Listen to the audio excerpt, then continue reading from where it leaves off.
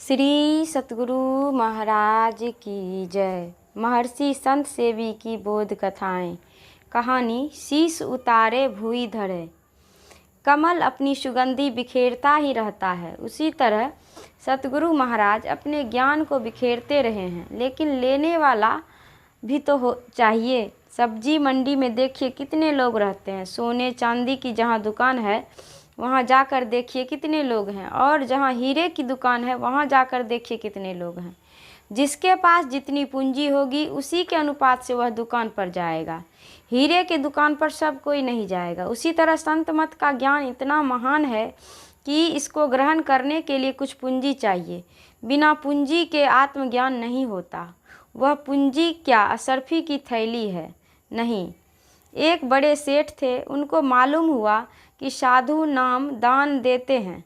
उन्होंने 500 असरफियों की एक थैली बनाई और गए संत के पास, संत कबीर साहब के पास। कबीर साहब ताना बाना कर रहे थे।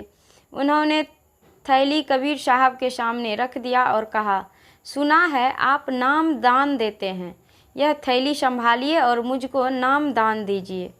कबीर साहब ने कहा, मुझे फुर्सत नहीं है, और फिर आजकल नाम दान तो मैं तो देता नहीं। देती है मेरी शिष्या लोई। उन्होंने लोई को बुलाया और कहा, लोई, ये सेठ जी नाम दान लेंगे, यह थैली लो। थैली लेकर लोई ने उसे मकान में रख दिया और एक छुरा निकाल कर लगी उस पर धार करने।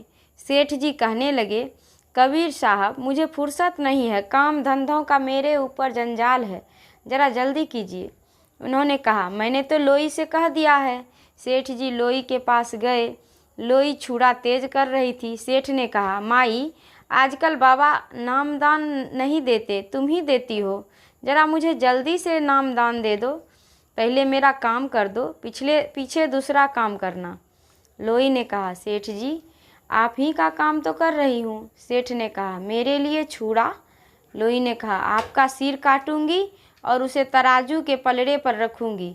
एक तरफ के पलड़े पर आपका सिर और दूसरे पलड़े पर नाम रखूंगी। सेठ जी ने कहा, मुझे ऐसे नाम से काम नहीं है। वे वहाँ से भाग गए। संत कबीर साहब कहते हैं, यह तो घर है प्रेम का, खाला का घर नाही।